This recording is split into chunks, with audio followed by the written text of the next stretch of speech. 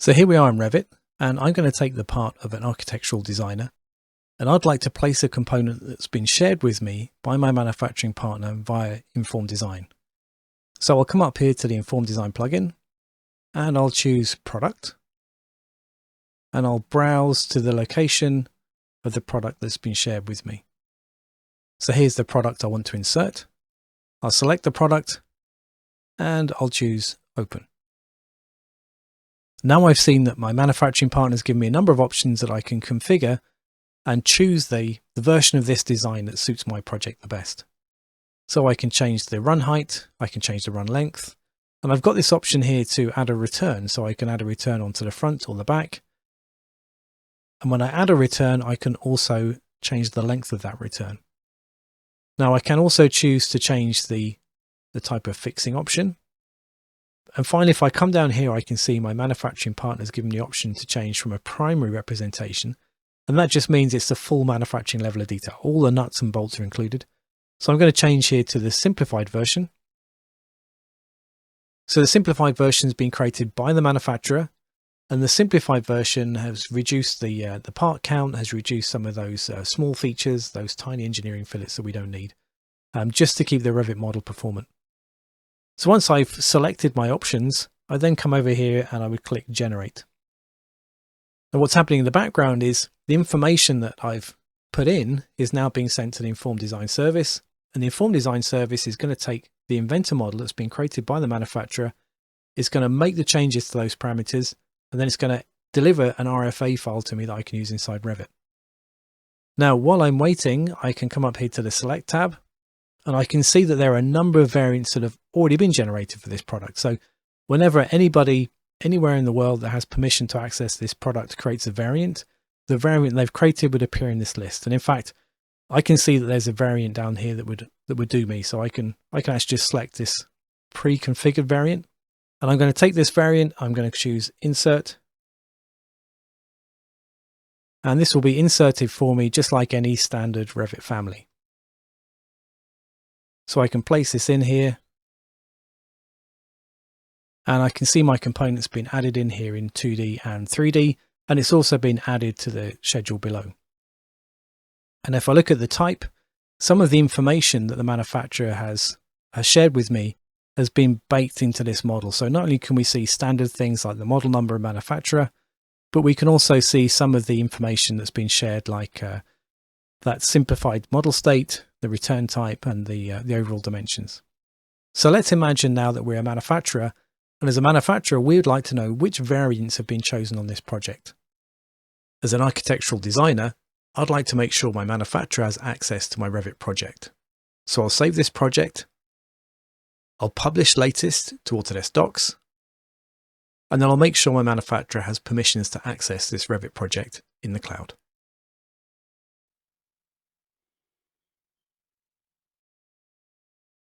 So as a building component manufacturer, I'd like to know which of my products or which of my components were used in this architectural project. And so I have permission to access the cloud shared Revit project. So I will select it in Informed Design, and I will click Open Model.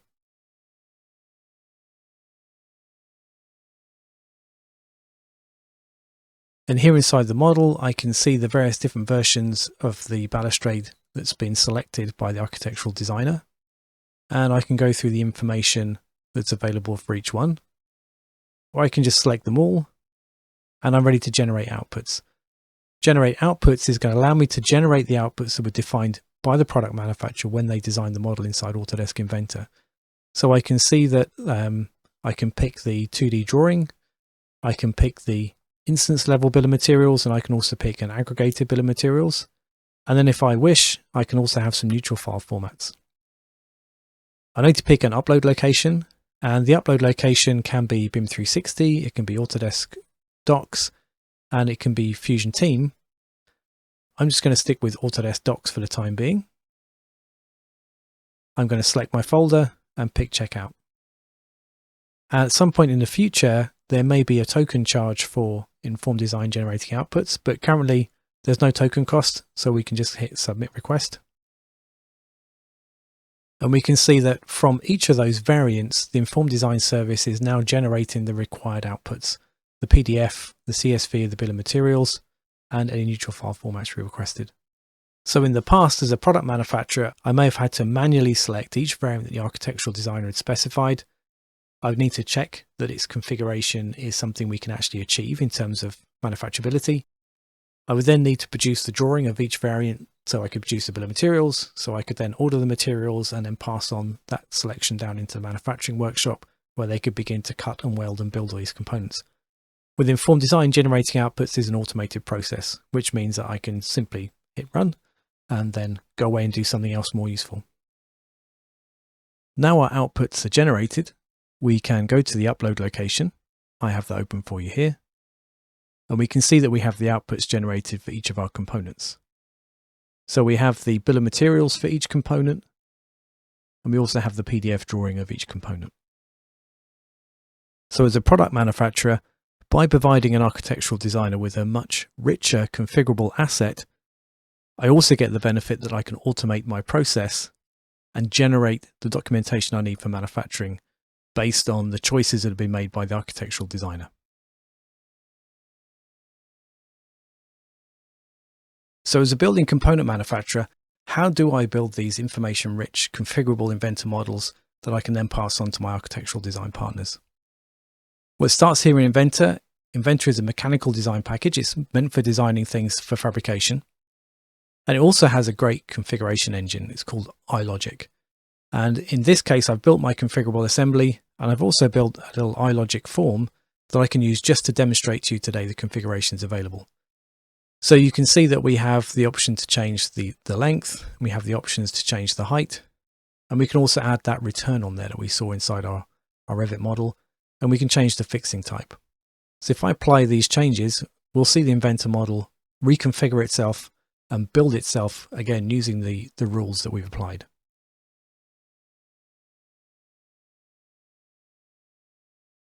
So I also wanted to show you the concept of model states.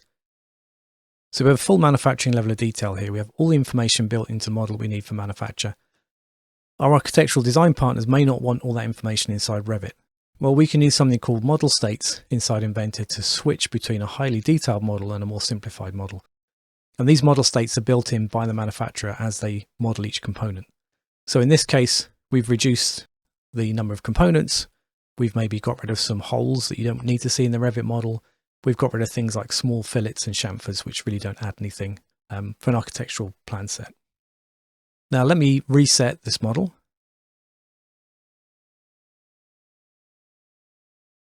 I'll close the iLogic form. We're done with that now. And let me just show you this model contains the bill of materials, which is the list of components which we're either going to have to purchase or fabricate. And then we also have the manufacturing drawings that are required downstream. And so now we have our configurator built. How do we get this into Informed Design? Well, the first step is actually to go to the BIM definition tab. In the BIM definition tab, I'm going to choose BIM properties. So the BIM definition allows us to add information to our model which is required by Revit and the Revit user. So you can see here we can add some connectors in there if we had MEP systems perhaps. We can also add things like behavior types. So I've set this model to be face-based, and that just means that rather than placing it only on a floor, we can also place it on a stub wall, or in the case of the demonstration we just saw, we actually placed it on a roof. So apart from the behavior type, we can set the Revit family category to make sure it's going to be categorized correctly inside Revit. That means it's going to appear correctly inside any schedules. We can set the family name and we can set the family type name. And this family type name is actually being generated by an iLogic rule, which concatenates various different parameters so that the family type name is always going to be unique. And then you can see in here, we can map across between some standard Inventor data and some standard Revit data. And then down here at the bottom, we've also added in some of our Inventor parameters that we would like to show to the Revit user. So we've included them in there as well, so they can appear inside the Revit model. So once we've prepared our Inventor model with some of that information that might be needed by Revit or might be needed by a Revit user, we're now ready to publish to Informed Design. So I'll come up here to the Informed Design tab, come to the product definition. I'm going to edit the product definition that I created earlier. And in our product definition, the first thing we'll find is we're telling Informed Design where to find all the components that go with this configurable model. So all of our components are inside the root folder. That root folder will be zipped and it will be uploaded to Informed Design so that we can use your configurator as part of the Informed Design service. So everything that's required by this configurator must be in that root folder. Next, we can adopt parameters. So any of the parameters we have in the inventor model, we can expose them to the Revit user. Not all of our parameters need to be configurable by the Revit user. Some might be calculated, some just might not be applicable. So once we've decided which parameters we want to show to the Revit user, we can then build a form. Now we had an iLogic form here, but we don't have iLogic in Revit. So we need a way of providing a form that we can put in front of the Revit user. And so each parameter that we adopt will appear here in the form designer. This is using code blocks. So this code block here represents the form, and then each of these code blocks here represents an input. So the input allows us to put in a value that we can then use to change the parameter in the inventor model. Next comes our input logic. So our input logic allows us to control what's admissible in each of these inputs. We don't want to have our architectural design partners accidentally put an input value in which is not manufacturable. Perhaps it's not supported by the material size, perhaps it's not supported by a manufacturing technique. So we want to have a method of controlling the allowable inputs. So in this case, for example, we have the run height, and the run height has a minimum of 400, maximum of 1500, and we've set an increment value here of 50, again using our code blocks inside Informed Design.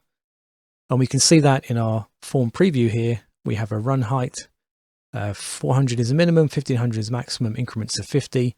If we use the controls here, we can see that we can only bring it up or down by 50. And if we were to put in a value which falls outside that, we can see that it's automatically corrected, and we have a little warning here that pops up just to tell us why that value is not what you inputted. So it's up to us as the manufacturer, as the component manufacturer, as the building product manufacturer, to make sure we put the logic in here to make sure that we can offer the configurations to our architectural design partner, but to make sure that they can't accidentally pick something which we can't fabricate. So let me reset that. The last tab for us to look at is the Outputs tab. And here we can make some choices about which outputs we'd like to have available to us when our design has been configured and placed into the Revit model. So for example, we can choose which model states we actually want to offer to the architectural designer. We can choose whether we want to have access to the actual inventor model. And then we can also choose, for example, whether we want to include the drawing in its native DWG format or as a PDF. We can choose whether we want to allow the bill of materials to be exported as a CSV file. And we can also choose various neutral file formats that we'd like to be generated from that version of the inventor model. So once we've been through this process, we've identified the source content, we've identified the parameters that we would like to make available to our architectural design partners to change. We've added some logic to make sure they can't add any variants which are not manufacturable. And then we've decided which outputs we'd like to make available. The last step is to publish to Informed Design. So I'll click Publish, and I can browse to the project file where I'd like to share this component. So I have a couple of options here. If I have permission to publish to my architectural partner's Autodesk Docs project, I can publish my components directly to their project. The alternative is I can have my own Autodesk Docs project, and I can publish my entire catalog to my own project, and then I can use Bridge to bridge between my Autodesk Docs project and my architectural design partner's Autodesk Docs project. So the last thing to show you is just revision control. So I'm going to jump back to the Informed Design web app, and I'm going to come up here to Releases. I'll choose my balustrade assembly. And here's where I can see each release of my product. Now currently I only have one default release, so my architectural design partners are only going to see release number 4. If I create a new release, they'll be able to see release number 4 and release number 5. Now if I don't want them to see the old release anymore, let me demonstrate on this previous release. I can choose Update Status. An update status just allows me to obsolete the old release, means nobody else can see it. It's still recorded in the system for posterity, but it can't be seen by my Revit partner. So in this way, I get to push updates whenever I have a new release of my product. My architectural design partners will always receive the latest version of my design, and I can obsolete old versions to make sure that they don't choose something which is no longer viable. So thank you very much for joining me for this demonstration. I hope you have a go with this dataset yourself, and I look forward to getting your feedback.